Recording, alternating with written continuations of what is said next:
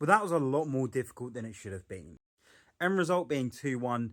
Southampton had far more chances than they really should have. We weren't defensively that good, and I think that you can mainly put that down against Joe Gomez. I don't think he did a particularly good job this game. But on the counterpart, Leone, what a performance he had. Look, these are the stats from the first half. I haven't been able to find a tweet from the second half, but the stats are still equally as good. It's remained that 100% duels won in the air.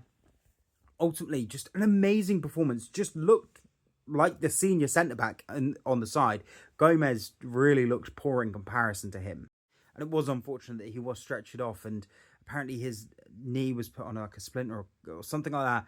So really not looking great for him. And if that is a long-term injury, I would expect for us to go back in for Gahey in the summer.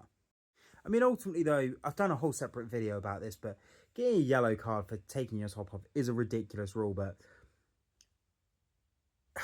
it was just bad from Ekitike. He really should have known better. He was already on a yellow. He knows it's a yellow card for taking your top off. That's the rule in the German league as well, and that's where he was playing last season. So it's not like he didn't know about this. It was still a nice goal. But ultimately, what I'm most glad about is Isak getting off the mark and scoring a goal. Look, it was actually a fantastic press from Chiesa, who was fantastic this game as well, by the way. That basically he won the ball back quite high up and then just knocked it into Isak and he just pegged it away. Great all round from the both. Overall, great performance from Mamardashvili as well. Robertson really solid. Jones wasn't great. I do think Endo had moments and I don't think he justified an 8 rating. But Chiesa fully deserved this 8.9 stars.